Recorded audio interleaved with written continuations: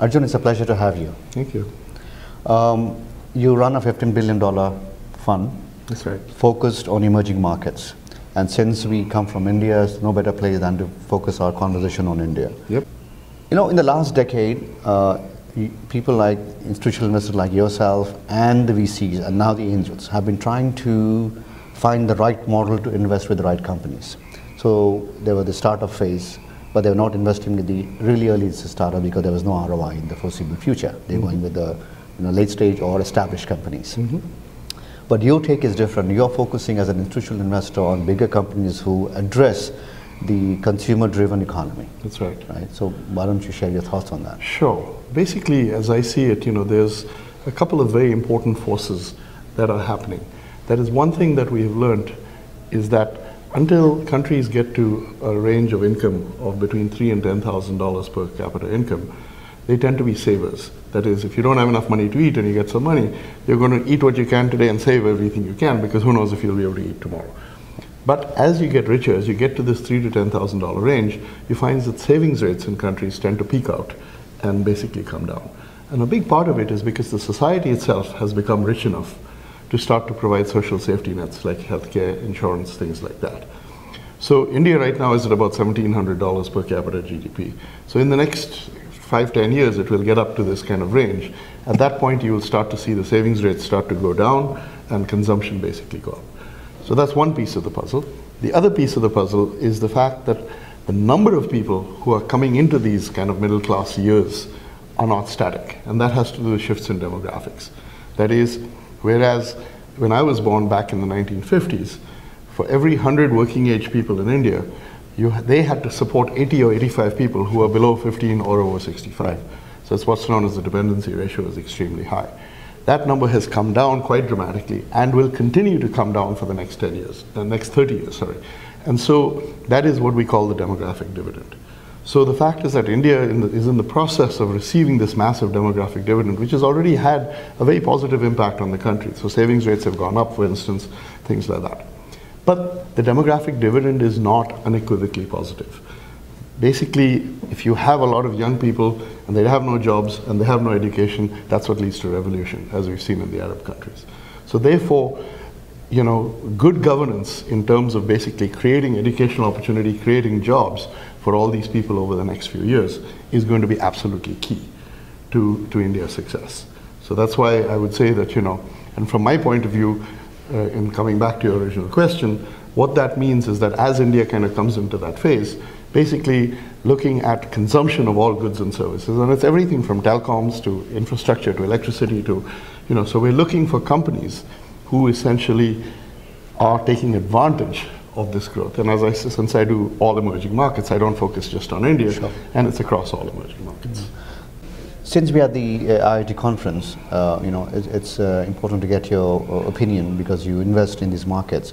The young demographic, that's where everybody wants to focus, and India has a significant portion of its population under 30. Yeah. The applied education is where I think India is lacking. And IITians, have established a brand for themselves in the global arena. Where do you think, if you were to recommend to the leaders and the institutions who run large institutions there, to tweak and make it very applied driven for the workforce? Well, I think it's at every level. That is, I don't think India does enough on the primary education front. Sure. If you don't fix that problem, it doesn't matter, the rest of it doesn't matter. So I think it's at every level of education that India needs to basically just have a much more laser-like focus on doing that. When you look at purely from investment perspective, people draw parallels between India and China all the time. Sure. But there are very different markets, yep. And addressing different needs. Wanted to get your perspective on that. Sure. I always say that there's a couple of really big differences between India and China, and the way I characterize it is to use a metaphor. In China, the metaphor is, if you build it, they will come. Because they build all the infrastructure with the assumption that people will basically use it. In India, the metaphor is, you're not going to build it, but they'll come anyway. So at some level, I feel like in China, China's success depends on the government getting it right, which it has so far. In India, success depends on the government getting out of the way, yeah. And letting people basically do what they do well. Yeah. So that's the model that I see different. So far, the Chinese model has worked extremely well because the top-down orientation has essentially been executed with lots of collateral damage and problems. But the fact is that they have been able, from a top-down point of view. I'll give you a simple example. They built this, in 2 years, they built a Beijing to Shanghai high-speed railway. Now think about it in India, if you wanted to build a Bombay-Delhi line, you know, it would take you years just to get the rights to basically have the land. In China, they just bulldozed everything straight through, you know. So there are advantages to having that authoritarian power that they have, but I also think that there's a huge amount of collateral damage which eventually happens from the unhappiness that you cause and the problems that you cause.